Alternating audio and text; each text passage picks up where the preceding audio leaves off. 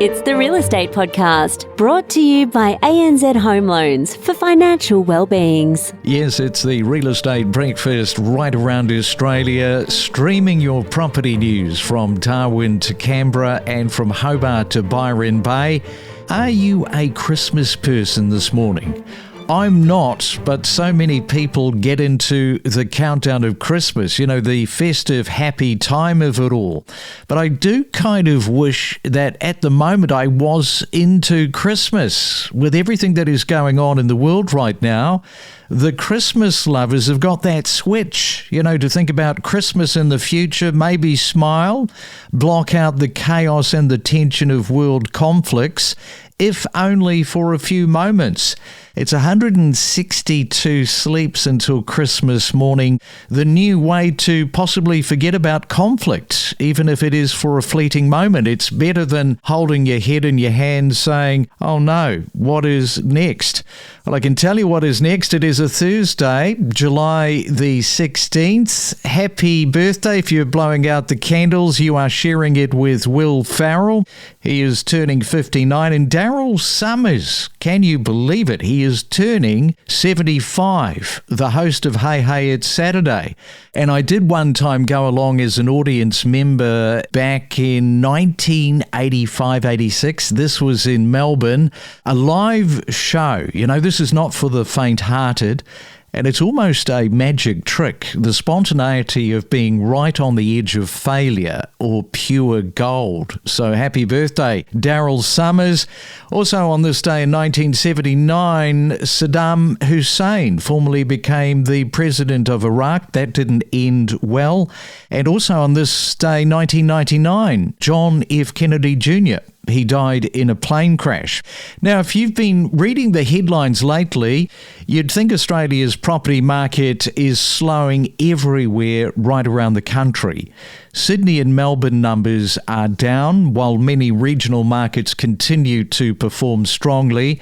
PropTrack data, it does tell us that there are regional cities quietly attracting buyers, investors and families thanks to the affordability factor.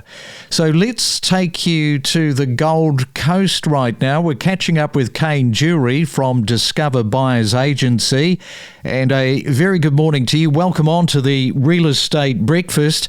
You were telling me that in another life, before you got into real estate, you worked in the Defence Force. Thanks, Craig. Thanks for having us on the show. It feels like a while ago now, but I was a young soldier in the Army, joining when I was 18. Yeah, so you're sort of leaning into that Defence Force with some of your clients as well. Yeah, so as a business, we service a lot of the current serving Australian Defence Force as well as a veteran community and defence industries. So naturally, our clients are national based, and as a buyer's agency, we use a lot of data and research to just pick our markets and help advise where might suit that client and their profile. Being that defence members generally have a few additional property grants and entitlements that are available to them. Yeah, right. Let's have a look at Sydney and Melbourne. They may be softer, as I mentioned, but many regional markets, they're holding their ground or still growing. There are hundreds of these local markets all moving at different speeds. That is the point, isn't it, at the moment, with so many different markets and different speeds? 100%. So Sydney and Melbourne, I guess, equate for the vast majority of Australians where they own property because they're such large markets. So it's very easy for the mainstream media to report on. For the most part, I guess there's an element of accuracy there. But once we break it down and look at a lot of the data behind each different region, yes, as capital city prices remain challenging, more Aussies are looking seriously at regional centres where they can still buy established homes, secure larger blocks and enjoy strong local employment. Should more people then, do you think, consider relocating if it means better long-term value? Yeah, there's definitely a lot more value out in the regional areas. And when we look at the Sydney and the Melbourne versus some of the major regionals, we look at the affordability index, which looks at the median household price and the median household income for an area and expresses an index of how affordable it is for the local demographic to be buying there. So if we can start broadening our horizons to the Townsvilles, Toowoomba's, Wagga Waggas, Wodongas, some of those still major employment hubs and a reasonable commute to the capital cities, we we can find somewhere much more affordable where we still get that nice 500, 600, 700 square metre block. Yes, regional Queensland that you're talking about, it really does continue attracting attention. You mentioned Townsville, also Toowoomba and Mackay. They all combine affordable housing with expanding industries, including the health, the education, defence, logistics and energy. Are regional employment opportunities then now becoming, do you think, just as important as property prices? What do you think? 100%. Like, people need to be able to get employment to be able to relocate to these regional areas. But Townsville, as you mentioned, Townsville's economy is, well, it's the strongest regional economy in Australia at the moment, and its unemployment's at all-time lows. So if we can find employment there but have a far greater chance of affording the property that we desire and the lifestyle in many of these locations, if you're in a position with your employment, and work from home really comes into the consideration here. So if we've got the ability to work from home, we can afford a better quality property and have a better lifestyle. Yeah, Geelong, Bendigo and Ballarat, they continue attracting buyers chasing this lifestyle we are talking about this morning. Affordability and established homes within commuting distance of Melbourne, that is a big factor taking place. Sometimes the smartest property decision isn't buying closer to the CBD, it's all about buying where the demand keeps quietly building. So it seems that in this market, people are making that trade-off. Definitely, and Geelong is one of my favourite markets Australia-wide at the moment. It's kind of the Gold Coast to Brisbane or Sunshine Coast to Brisbane or the Wollongong or Newcastle to Sydney. Questionable, is it even regional? It's only 1 hour to Melbourne, but there's huge demand on Geelong at the moment, and we're seeing that inventory levels and stock on market is quite low and trending lower. So from a lifestyle and affordability, it ticks a lot of boxes, but also long-term prospects. So Geelong represents great value for, the first home buyer or the first time investor. We are talking to Kane Dury. When we come back, we are going to take a quick look at Wagga Wagga. That is next. Your real estate journey starts here. Does it seem like, as you reflect back, I really did do that? I was able to sort of climb the mountain. It does. It's a bit surreal. I mean, I've been living in the tiny house now for about 3 years, and it's funny because when you build something yourself, everything around you has a story. You remember when you put the architraves in and when you lay the floor and when you made the ladder to the loft. And it's really, I don't know, it does seem surreal that I built it with my partner at the time, Max, and that I didn't know anything about building. But you just learn and you just take one day at a time and one task at a time, and you somehow get there. And, like any journey, you do just start from not knowing anything and you just build on it little by little. And of course I would get overwhelmed sometimes and terribly stressed about all that had to be done. But if I could just keep bringing myself back to what I was doing right then. And I actually started to love really doing monotonous, repetitive tasks. It's the Real Estate Podcast, talking properties from 6 a.m. every day, from every corner of the Australian real estate market. Let's look at a couple of overlooked tips in the Australian first home buyers market. First tip this morning, most property buyers inspect once on a Saturday morning. What you should do is visit again during peak traffic or school pickups, even the evening. Sometimes that can show you something that is going on a little different. You'll often notice parking issues, noise or drainage problems with a lot of rain or neighbourhood activity that just never appears in the listing. And tip number 2 this morning, research future zoning and infrastructure plans.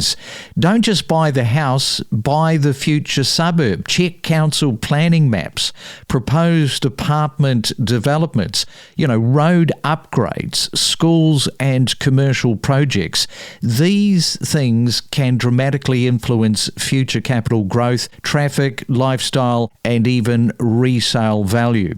If you've got a question, if you've got something that you'd like to let us know about, you can email us myrealestatepodcast@gmail.com. Don't forget, we've got that voice message service where you can leave a recorded voice message that is below in the show notes.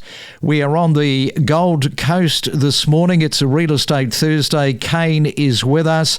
Now, Kane, experienced investors, they often look beyond national averages. Vacancy rates, time on market, local employment, yes, population growth and owner-occupier demand usually reveal far more than a national price index ever will. Those local indicators, they often tell the real story before headline data catches up. What numbers should people pay the closest attention to right now? I think the affordability index is one of my favourites and sits at the top of the hierarchy of the data points that we should pay attention to, because ultimately if a market's highly unaffordable, people can't buy there and we can't expect growth. So if we can find a market where we can seek employment, and we're talking about some of those regional areas like the Wagga Wagga, the affordability index sits at about 34. And to give context, a lot of southeast Queensland markets are over 60 and the Gold Coast market's sitting around 85. So we want to find a market that's highly affordable, so we can, based on our income for that area and the median house price for that area, we can afford to buy. And the more people that can afford there, the more buying occurs and the more demand there is on prices. And that's where we can expect to see some growth. Yes, you talk about Wagga Wagga. It is one regional city that is consistently making investment shortlists. Yes, all of these usual suspects, including agriculture and transport, that all helps diversify the local economy while supporting rental demand.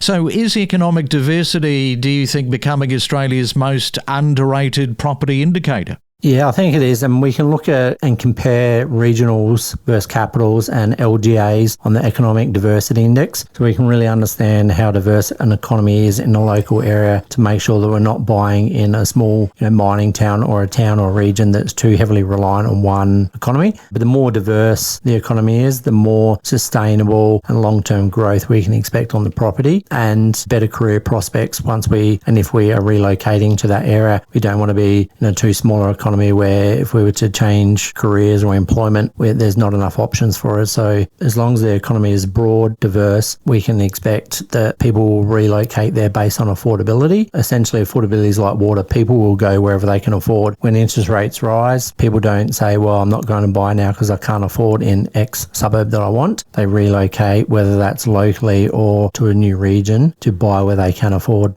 All right, good stuff there, Kane. Before I let you go, I was talking about Christmas. 162 sleeps away. Are you a Christmas person? Oh, I've got two kids. They're now 10 and 12, going on 11 and 13. So I'd say my better Christmas days are behind me, and I'll go back into a period of quieter Christmases until I get into that grandparent stage. So probably won't be another Christmas person for another 15 odd years, but I don't mind it. I'm not a big fan, but I'm not a big adversary. All right, well, enjoy your Thursday, and thanks for coming on to the Real Estate Breakfast this morning. Awesome. Thanks so much, Craig. We help to break down real estate every day to help you better understand the Australian property market. What needs to change then, do you think, before the New Zealand economy genuinely feels like it is growing again? Yeah, look, we've struggled over the last 3 years, Craig, with high interest rates. It seems like every year from 2024 on, we seem to be hit by some sort of crisis. Electricity shortages in 24, Trump and his tariffs in 2025, and then the Middle East war this year. And so every year there's been something that's just really knocked the stuffing out of growth and set us back in terms of that recovery. And the New Zealand house prices, they do remain extremely under pressure. Buyers have plenty of choice, as you say, and listings are sitting at some of the highest levels in years. Yeah, look, it's very limited downward pressure on house prices that we have been seeing. They've been a little bit up, a little bit down over the last 2 to 3 years. So I don't think there's enough there from a buyer perspective to go, I might lose 10% if I buy now because it's going to be 10% cheaper in 6 months' time. We connect you to the best real estate information across Australia. The Real Estate Podcast.